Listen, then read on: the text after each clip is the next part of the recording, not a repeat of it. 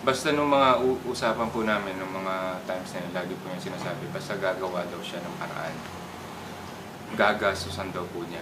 Sabi niya, ano bang kailangan? Tinanong niya ako kung sakaling magkakaroon ng campaign, sabi, ano bang kinakailangan? Sabi ko, ay, malaking infrastructure ang kailanganin mo niyan. Sabi ko, una, kinakailangan mo ng, ng logistic. Kinakailangan mo ng technical dyan. Hindi ka pwede basta tusubo ng ganyan. Sabi niya, hindi, basta, may mga tao na po kasi siya na ginagamit niya sa mga business niya. Meron na rin siyang technical, meron siyang researcher, meron siyang PA. So, ibig sabihin, kompleto na po siya. Sabi lang po niya, basta gagastusan ko yan kung ano man ang kinakailangan.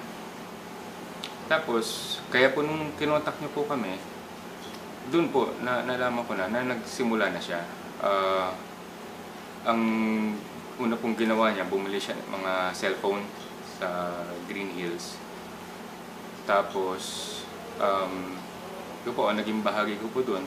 Tinanong niya po ako, paano ako masisecure nito. Sabi ko, hindi ka masisecure niya ng cellphone dahil sa kayang-kayang i-triangulate yan. Kagamit lang ng mga telco, pupunin yung cell site niya, malalaman yung location mo. Kasi po, ang unang ginawa niya, sabi niya sa akin, nag-text blast siya.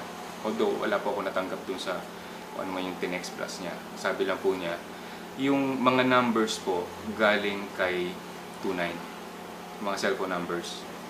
Tapos, ang ginawa po niya, tatakbo siyang papuntang Baguio, isesend niya yon para kung matriangulate man yun, malilito kung saan siya. So, kat siya ng Baguio, saan siya napunta, send ng mga messages. Usually, ginagawa niya yon on a weekend. I don't know kung ilang weeks niya po ginawa yon hanggang sa napunta na po sa online. Nung nagkaroon na po ng online, nakuha na po yung Antonio Evangelista. Nung naikwento niya po sa akin, sabi ko, pipili ka rin lang naman pa, ba't Evangelista pa? Kilalang kumalaban sa iglesia yan. At di siyempre, sabi, ay ganun ba, hindi ko alam.